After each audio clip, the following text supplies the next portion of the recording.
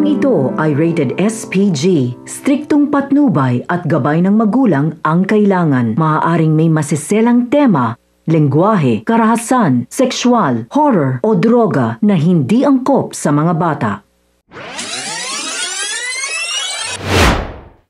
Mga kapamilya, narito ang mga dapat nating abangan sa FPJ's Batang Quiapo.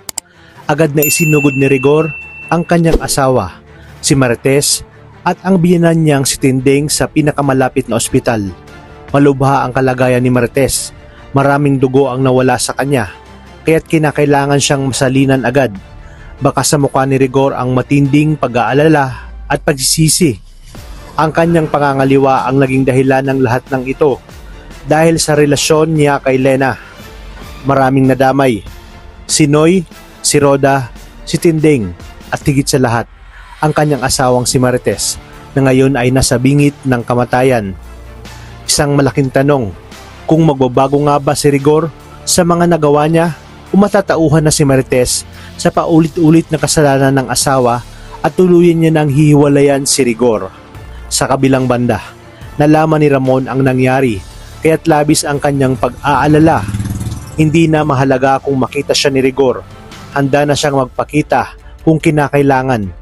Natuklasan kasi ni Ramon na ang kabit ni Rigor na si Lena ang dahilan kung bakit nasa panganib ang buhay ni Marites. Habang naguguluhan, naisip ni Ramon na tawagan si David. Alam niyang posibleng mag-match ang dugo nito kay Marites na maaring makapagligtas sa kanya. Ngunit bago pa man niya magawa, si Rigor na mismo ang tumawag kay David upang ibalita ang nangyari. Sa pagkakataong ito, wala nang lusot si David. Alam niyang maaring magtagpo sila Ramon sa ospital. Kapag nangyari ito, tiyak na mabubunyag ang lahat. Nabuhay pa pala ang mortal na kaaway ni Rigor na si Ramon Montenegro. Sa pagkakataong ito, mas malaki, mas malalim na gulo ang maaring mangyari.